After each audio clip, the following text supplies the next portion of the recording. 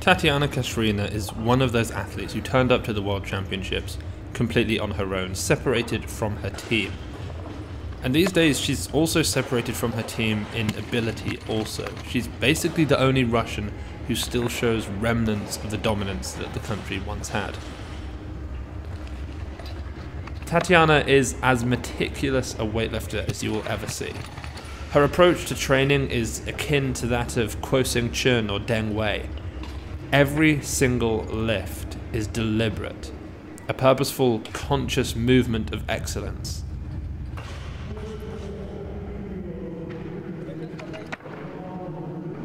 Though I started filming a little bit late in this session, so didn't catch it all, Tatiana makes very small jumps, so small that the difference in effort that she applies to each lift is limited, ensuring the near identical lifts every time.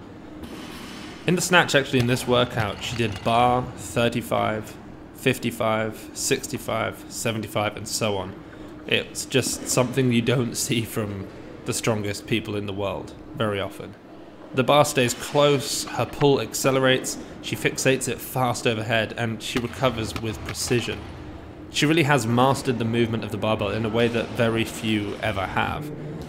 Her technique is in many ways a relic, a product of the Russian system that has forged her over the last near 2 decades of her life.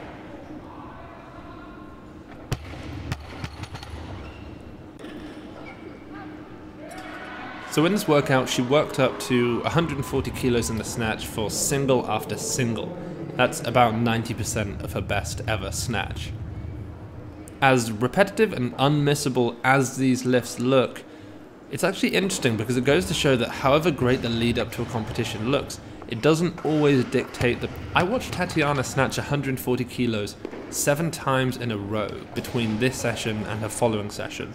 A workout that I've uploaded to Patreon if you're interested, the link is down below.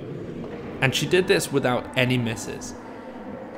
And then on her 8th and 9th attempt at 140, which happened to be the 2 attempts that were her first and second lifts in competition, she missed. She gave away the opportunity of a 6th world title to Li Wenwen of China, the teenage sensation who swept the world records. It couldn't have been a more ideal build-up to the World Championships. Smashing an opener repeatedly, workout after workout, and unfortunately for her, the same ended up happening in the clean and jerk too.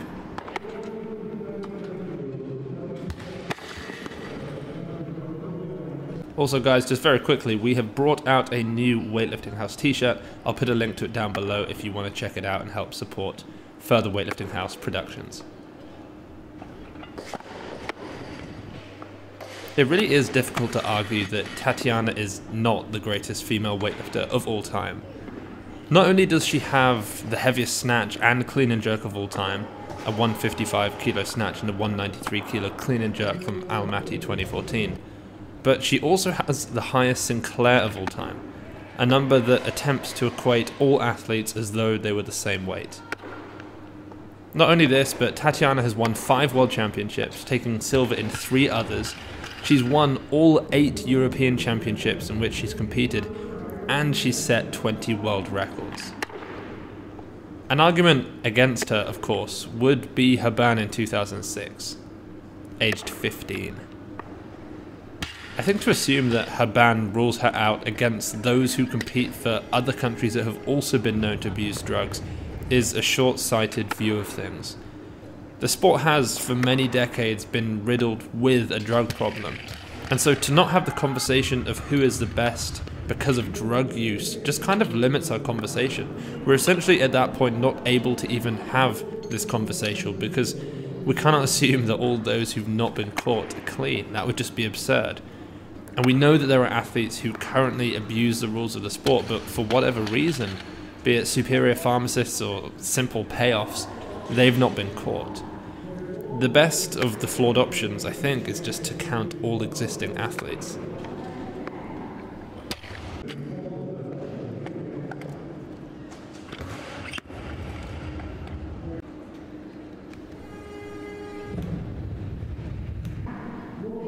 Tatiana really was going to throw a spanner in the works with regards to the Chinese team's selection process for the Olympics. Of course, Team China can only send 4 women, and so they have to send the 4 that are most likely to take the gold medal.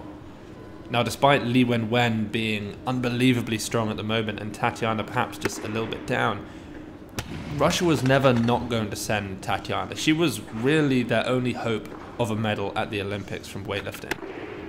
But now, with of course Russia's ban from the Olympics, it seems very unlikely that we're going to see Tatiana, unless she finds a way to compete under a different flag.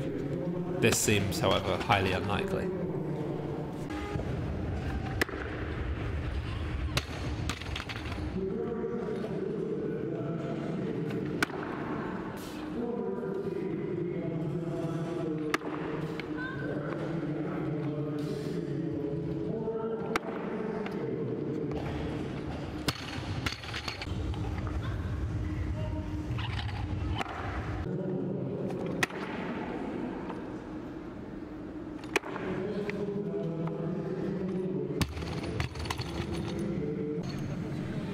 One thing to note about Tatiana's clean and jerk, other than her near flawless technique, is the oscillation of the bar. So the rules explain that the body must be still under the bar, but that the barbell can oscillate as long as you're not deliberately adding to it.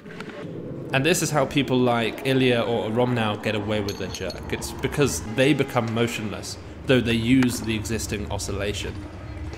Tatiana doesn't do this. She actually lets the bar come to a complete stop. And so what she is a great rebuttal to the argument that many athletes give who deliberately continue the oscillation through varying tricks with their shoulders and breath, who claim that at that weight the bar just won't stop moving. It will, and pretty quickly too, as demonstrated by Tatiana, the lifter who's experienced more oscillation than any athlete in weightlifting history. Now, I'm not trying to get at a load of different athletes. Most people don't do this, but there are a few who do abuse the rule in that way.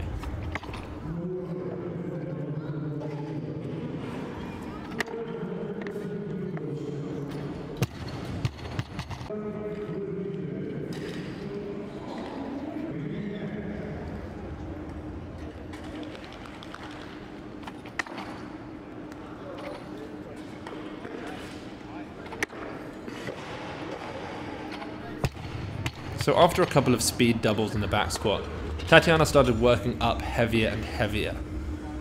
When I posted the video of her squatting the 250 kilos for a double on Instagram, however, she commented on it and she said that it was actually 255 kilos and that she was using a men's 20 kilo bar. And that does make sense, especially given the way that the barbell's moving, or isn't moving more like, based on the oscillation. But I did film the end cap, as you can see, and it was a 15 kilo bar at the time. So whether they switched the barbell around to help fit on more plates and mitigate oscillation, I don't know. But that does kind of make sense, so perhaps I forgot about that, or I just didn't see them make the switch during the session. Tatiana is a culmination of unbelievable talent, a sensational work ethic, and a system geared towards success. She is Russia's assertion of dominance in the world of sport. She's been given all of the necessary resources to win. When Tatiana competes, it isn't just Tatiana competing, it's Russia competing. Russia making a move to display more power onto the world. There will always be questions floating around about Tatiana's legitimacy with regards to drugs and medals, but so long as we have conversations framed around who is the greatest ever, conversations that include Naim Suleimanoglu, Anatoly Pizarenko, Ilya Ilyin and Lao Hui, so too should those conversations include the name Tatiana Kashirina.